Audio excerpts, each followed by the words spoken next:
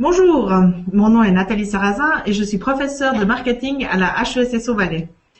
L'objectif de ce Hangout enregistré par Google est d'une part de tester l'outil pour vérifier s'il est utilisable dans un objectif pédagogique et d'autre part de vous proposer la conférence qui a été donnée dans le cadre du Business Valais du mois de novembre 2012 afin de garder une trace de cette conférence donnée sur le marketing générationnel. Donc, ce que je souhaitais présenter, c'est justement ce marketing générationnel. Ce qu'on voit sur cette image, typiquement, c'est une famille composée de 3 générations, qui sont, enfin, la génération qui est composée de 2 personnes, donc si j'ose dire, le grand-papa et la grand-maman qui se trouvent à gauche et à droite. Et on voit bien que, contrairement aux idées reçues, ces grands-parents n'ont pas l'air aussi vieux que ce qu'on aurait pu imaginer. Donc, ce dont on va parler aujourd'hui, c'est simplement de la consommation qui va impacter la dimension sociale et identitaire des individus, à savoir que ce que vous allez acheter va non seulement vous être utile, certainement parce que un objet en lui-même a une utilité, mais également communiquer aux autres qui vous êtes au niveau social et quel code identitaire vous allez utiliser. Donc, qu'est-ce qui a changé grosso modo et pourquoi est-ce qu'on parle aujourd'hui de marketing générationnel? L'espérance de vie des individus a considérablement augmenté, à savoir que pour la Suisse, parce que les exemples qu'on va montrer, les chiffres qu'on va montrer parlent du marché suisse, un Suisse qui naît actuellement aurait une espérance de vie qui va dépasser les 80 ans. Donc, grosso modo, il va falloir segmenter ces seniors, vu qu'on est senior à partir de 50 ans. On pourra plus se contenter d'une seule catégorie, c'est déjà le cas aujourd'hui. On va considérer que les seniors de plus de 50 ans sont classés en 4 catégories vraiment différentes au niveau du comportement d'achat. Deuxième élément qui a changé, aujourd'hui les générations interagissent de plus en plus fort. Pourquoi? Parce que certainement que si on vit plus longtemps, un deuxième facteur entre en ligne de compte, c'est qu'on vit de plus en plus longtemps en bonne santé et en forme physique. Donc ça veut dire que non seulement on vit plus vieux, mais on va atteindre une qualité de vie plus intéressante à âge identique. Alors bon, la bonne nouvelle, c'est que le marketing générationnel va permettre de segmenter les individus, mais il faut pas se leurrer, la segmentation a toujours existé en marketing et la segmentation classique, ne va pas être complètement mise de côté. Ça signifie que les segmentations habituelles de type sociodémographique, comportemental ou psychographique vont rester. On va simplement garder la génération comme étant un critère de segmentation différent. Et parfois, la différence permet d'expliquer un facteur supplémentaire. Donc, il ne faut pas croire que le marketing a totalement révolutionné. Si on regarde mes crayons là comme allégorie, l'idée c'est de dire, finalement, on les classe différemment. C'est toujours les mêmes crayons, mais on les classe différemment pour essayer d'avoir une représentation ou une image un petit peu différente. Donc, si on parle d'âge, il faut à un moment donné parler de pyramide des âges. Donc, pourquoi est-ce qu'on parle de pyramide? Là, je voulais le montrer. C'est parce qu'en 1900, c'était évident qu'on allait parler d'une pyramide. En 2010, ça l'est moins. Et si on a les projections de 2030, 2035, ça l'est encore moins puisque le fond de la pyramide qu'on voit presque s'élargir un petit peu. Finalement, la tendance est plutôt au resserrement net. Ça veut dire que grosso modo, si on regarde, prenez simplement la ligne des 50 ans, qu'est-ce qu'on remarque? On remarque que quand on avait 50 ans en 1900, on faisait partie de la tranche d'âge la plus âgée, alors qu'aujourd'hui, c'est la tranche d'âge la plus représentée. Donc, ça change quand même fondamentalement la problématique de l'âge et surtout des activités qu'on va pouvoir proposer à ces gens-là. Et ce qu'on peut imaginer aussi et ce qu'on peut voir sur ce graphique, c'est que la population la plus importante, donc qui est là située, je dirais, entre 45 et 55 ans, cette population, dans 10 ans, elle sera à la retraite et on devra financer quelque part toute cette augmentation de natalité liée à l'après-guerre par un financement de l'AVS, entre autres, supporté par une population à la base qui sera de moins en moins nombreuse. Donc, on voit déjà rien que là sur ce schéma qu'on risque bien à relativement court terme d'avoir des problèmes de financement de l'AVS ou autre. Donc, la démographie suisse, c'est ça. Donc là, vous avez seulement les chiffres depuis 1970. Donc, c'est les 40 dernières années qui sont représentées. Donc, qu'est-ce qu'on peut dire? On peut dire déjà qu'on voit que la population croît de manière relativement linéaire.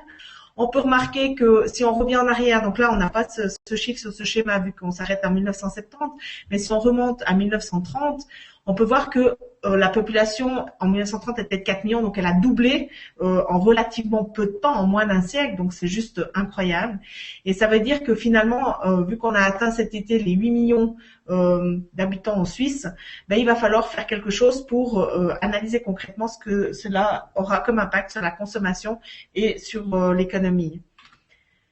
1970-2010, ben, qu'est-ce qui change? Le plus grand changement, c'est que les moins de 20 ans sont la seule population identifiée et catégorisée dont le nombre absolu va diminuer. Donc là, on va passer de 1 900 000 individus à 1 600 000. Donc c'est la seule tranche d'âge qui voit, malgré une augmentation globale du nombre d'habitants, qui voit son nombre diminuer. Les 20-64 ans, donc ça c'est la masse de gens qui sont actifs dans la société. Cela va augmenter de 3,5 millions à 4,9 millions.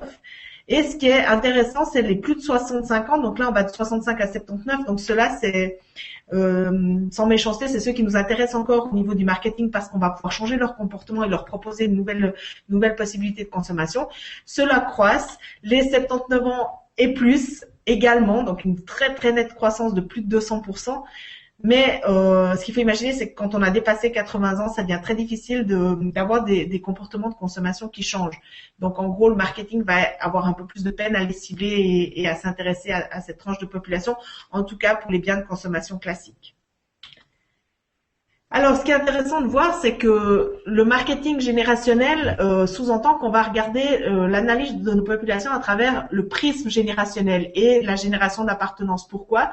Parce que l'âge nous pose un sérieux problème, étant donné que si l'âge chronologique et biologique est très facile à analyser, donc c'est l'âge qui est fixé par la date de naissance officielle annoncée pour chaque individu, ce qu'il faut imaginer, c'est que l'âge réel qui nous intéresse en marketing, c'est l'âge subjectif, c'est-à-dire l'âge que pense avoir l'individu ou l'âge qu'il est d'accord d'affirmer. Et ben vous êtes tous très conscients qu'à part les jeunes de la génération Z dont on parlera tout à l'heure, ceux qui ont moins de 12 ans et qui sont très d'accord de s'ajouter quelques années pour paraître plus grands, toutes les autres générations vont toujours avoir comme tendance à s'enlever quelques années. Et plus on va avancer en âge, plus le nombre d'années qu'on va se soustraire va être important. Et on estime que les individus s'enlèvent en moyenne une bonne quinzaine d'années à leur âge chronologique. Donc finalement, la génération d'appartenance apporte un nouvel éclairage sur le comportement d'achat qu'on pourrait imaginer pour l'individu. Alors plutôt que de segmenter uniquement au niveau des âges, ce qu'ont essayé de faire certains auteurs, c'est de segmenter selon des âges ou des groupements de générations, on va dire. Donc le premier âge, c'est l'âge de dépendance, qui peut sonner très positif quand on parle de l'enfance et qui sonne de manière un peu moins enthousiasmante quand on parle de vieillesse, de grand âge. Donc ces âges de dépendance sont les âges où, grosso modo, la consommation ne dépend pas à 100% de l'individu, mais est fortement influencée par son environnement. Ensuite, un âge extraordinaire, donc extraordinaire parce que il touche la jeunesse et la retraite, donc on va s'adresser à ce segment de manière identique. Donc on va s'adresser aux jeunes et aux jeunes retraités, si j'ose dire ça comme ça, de la même façon, en leur proposant des produits de consommation identiques. On verra quelques exemples tout à l'heure. Et enfin, troisième possibilité de regroupement, c'est selon l'activité professionnelle, avec cette fois deux segmentations différentes. C'est la nidification, quand on commence à créer son nid, et puis la maturité. En gros, c'est avant la retraite, donc vous êtes à l'apogée quelque part de votre vie professionnelle. Donc, on peut identifier trois sortes de générations. Donc, ces trois générations sont définies de manière un petit peu différente. La génération généalogique, c'est, je dirais, la plus logique, celle qu'on entend quand on parle de génération, c'est que nous sommes tous enfants de nos parents et parents de nos enfants. Donc, c'est ces généalogies qui se suivent et qui se succèdent au niveau biologique. La génération au sens démographique, c'est qu'une génération, on y appartient parce qu'on est né à une certaine date. Et enfin, la génération au sens socio-cognitif, c'est qu'on a vécu un événement qui nous a marqué durant notre vie et qui fait qu'on appartient à cette génération-là. Donc, si on a des marqueurs, si on a des générations différentes, on peut imaginer des pratiques différentes au niveau du marketing. Donc, on a trois types de marketing qui ont été identifiés maintenant. C'est le marketing intragénérationnel, qui lui est un marketing spécifique qui va s'intéresser uniquement à une des catégories générationnelles. Donc, on va identifier tout à l'heure les différentes catégories, donc les différentes générations qui sont actuellement sur le marché. Ensuite, on a le marketing transgénérationnel qui, comme son nom l'indique, il est indifférencié selon les générations. Et là, avec le marketing transgénérationnel, ce qui va être mis en avant, c'est vraiment l'affectif, le lien qu'on a avec la marque ou les produits. Et enfin, le marketing intergénérationnel qui va essayer de communiquer un produit de consommation entre les générations. Alors, si je prends le slide qu'on voyait tout à l'heure, donc où on a regroupé différentes générations, on se rend tout à fait compte qu'on va pouvoir faire du marketing intergénérationnel entre différentes générations qui ne sont peut-être pas proches au niveau des âges, mais proches au niveau des attitudes. Alors là, je reviens avec mon magnifique graphique de la démographie suisse, et puis on va y coller les différentes générations. Donc les générations actuelles sont les générations X, qui représentent les gens grosso modo nés entre 1960 et 1980. Alors bien évidemment, selon les auteurs, on aura des chiffres qui diffèrent un petit peu, 62, 58, etc. Mais enfin, c'est égal finalement. Si vous êtes à cheval sur une génération, prenez la génération qui vous intéresse le plus. Ce qui est important pour ici, c'est qu'on a la génération des X qui paraît plus petite que la génération des Y. C'est simplement que l'échelle de base est tronquée. Donc, je vous rappelle qu'on commence en 1970 pour s'interrompre en 2011. Donc, c'est clair qu'on n'a pas tous les gens qui sont nés entre 1960 et 1970 sur ce graphique. Donc, la génération X qui est suivie par la génération Y, donc 1980-2000, grosso modo, 1999. Donc, cette génération-là qui aujourd'hui est sur le marché du travail et qui a des comportements dont on va parler tout à l'heure. Et enfin, la génération Z qui arrive après la génération Y. Alors, les Z ont d'autres noms, comme les Y ont d'autres noms, etc. Donc, il y a différentes appellations qu'on va voir tout de suite. Donc, quand on appartient à une génération, on va être marqué par quoi? Par ces marqueurs générationnels. Donc, les années qui sont mises sur cette échelle du temps que vous avez en orange sont simplement des marqueurs qui disent, bien sûr qu'on a les X, les Y, les Z, 1960, 80, 2000, mais on a aussi des marqueurs. Alors, ces marqueurs, on va peut-être commencer au début. Donc, la toute première génération qu'on a analysée, c'est la génération grandiose, suivie par la silencieuse. La silencieuse, pourquoi? Parce qu'elle a traversé les crises, la crise de Wall Street, etc. Et quelque part, cette génération-là a beaucoup en commun avec la génération Z, une génération qui également s'épanouit dans un contexte de crise. Ensuite, vous avez les baby boomers. Alors, on a 1943. Donc, pourquoi 1943 et pas 1945? Vu qu'on l'a bien compris, les baby boomers sont les enfants issus de cette augmentation de la natalité liée à l'après-guerre. Simplement parce que on a remarqué que dès 1943, certainement que le climat de l'époque était déjà relativement favorable, qu'on sentait déjà quelques éléments positifs. Toujours est-il que la natalité a recommencé à augmenter durant ces années-là. 1968, marqueur générationnel important avec mai 68, 1973, la crise pétrolière, 1989, la chute du mur de Berlin et 2001, les attentats du 11 septembre. Donc on voit que, grosso modo, chaque génération a eu un, deux ou plusieurs marqueurs générationnels qui ont fait que cette génération partageait quelque part un vécu important lié à un événement. Alors, si maintenant on analyse pour la partie intra-générationnelle chaque génération, donc on commence par les baby boomers qui sont justement ces enfants. Alors les papy boomers, on pourrait dire aujourd'hui quand on voit cette illustration, qui sont nés à l'après-guerre, donc 1960. Donc eux, quelque part, c'est un peu l'âge d'or. Ça veut dire que ils sont arrivés après une grande crise et puis ils ont eu la valeur de leurs biens immobiliers, entre autres, qui ont augmenté de valeur durant leur vie. Donc, quelque part, ils possèdent les valeurs aujourd'hui, bien sûr, mais c'est aussi grâce à un marché qui a évolué dans le bon sens pour eux. Pas sûr que pour la génération qui suit, ça va être aussi simple. Donc, la génération X a vu plusieurs événements se produire. Donc, je ne sais pas s'ils sont en lien, mais toujours est-il que l'accès des femmes à la formation a été l'un des marqueurs, mais également l'augmentation des divorces. Est-ce qu'il y a un lien ou pas? Certainement. C'est la génération aussi qui a vu se démocratiser le PC, le personal computer, c'est-à-dire que on n'avait pas d'ordinateur. Soudain, des gros ordinateurs sont apparus dans les entreprises et c'est arrivé. Enfin, ils ont vécu cette évolution jusqu'à l'arrivée de l'ordinateur personnel au travail d'abord et puis à la maison ensuite. La génération X a vécu la guerre froide et on dit cette génération en conflit avec les Y. Ça, c'est encore quelque chose sur lequel il faut il faut avancer avec prudence parce que bien évidemment, d'une part, ça dépend des auteurs et puis ça dépend aussi des contextes. La génération Y, alors la génération Y, c'est celle qui a le rapport à l'argent le plus particulier dans le sens que c'est la génération qui gagne le plus au même âge que les autres générations, donc qui gagne le plus d'argent en termes nominatifs, mais c'est la génération la plus endettée, c'est la génération qui consomme le plus. Donc quelque part, ce sont de bons clients de marketing, on va dire, mais c'est une génération effectivement qui a vécu dans la société de consommation telle qu'on l'entend au niveau technologique, etc. Donc c'est une génération qu'on dit hédoniste, donc qui vit dans la recherche du bonheur, pour pas dire du plaisir, et qui considère que la vie privée est aussi importante que la vie professionnelle, et qui n'est pas d'accord de mettre en conflit ces deux éléments, sachant qu'on doit réussir les deux et mener à bien ces deux parties importantes de la balance affective.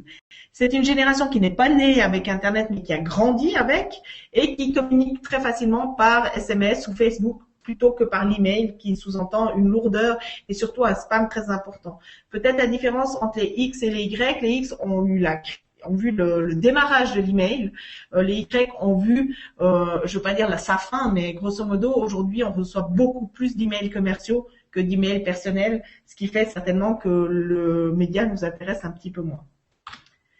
La génération Z, ces jeunes d'aujourd'hui et de demain, donc la génération Z sont des enfants qui ont au maximum 12 ans aujourd'hui. Eux, ce sont les vrais natifs, les digitaux, c'est-à-dire qu'ils sont nés avec Internet, ils ont toujours eu une tablette, un smartphone ou un ordinateur, ils sont toujours connectés, ils sont créatifs, ils ont l'habitude de collaborer, de créer ensemble. C'est la génération du crowdsourcing quelque part. Et depuis toujours, ils ont eu des technologies à disposition de leur vie courante, que ce soit de leur vie privée ou à l'école. Ils ont toujours vu la technologie venir les aider dans leurs apprentissages et dans leur évolution. Donc pour eux, il y a une possibilité, disons que eux vont faire un retour à la génération silencieuse, donc c'est-à-dire à la génération de la crise, puisque ils sont nés lors de la crise de la bulle Internet, ils ont connu les subprimes, la crise de l'euro et c'est pas fini. Donc quelque part, c'est une génération qui va s'épanouir dans l'ambiguïté et l'incertitude économique. Voilà, donc cette génération Z, quelque part, ils n'ont pas l'âge entre guillemets légal vu que Facebook met un âge limite inférieur à 13 ans. Donc ils ne vont pas être connectés sur Facebook, quoique 47% des 11-13 ans sont déjà sur Facebook.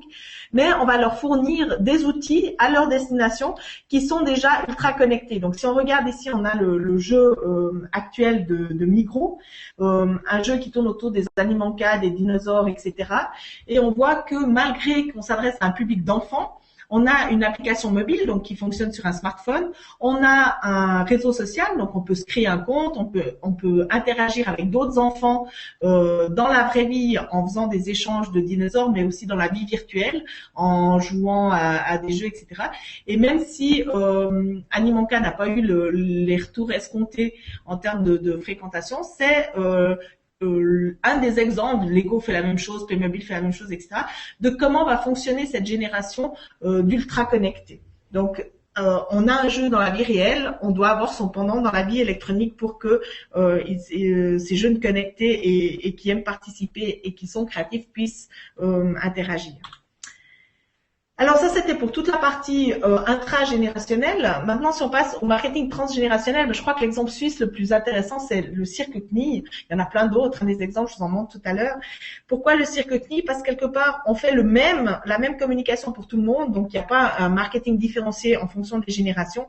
Par contre, toutes les générations se retrouvent dans le cirque CNI, alors que ce soit de manière identitaire par rapport aux différentes générations de CNI, donc Franco, Freddy, puis leurs enfants et petits-enfants, ou alors simplement dans le fait qu'on a été avec ses enfants au cirque et on amène ses enfants au cirque et parfois 3 générations vont ensemble voir le cirque CNI quand il passe dans sa région. Donc c'est vraiment un exemple où l'affectif a transcendé les générations et où justement le marketing transgénérationnel a pris tout son poids.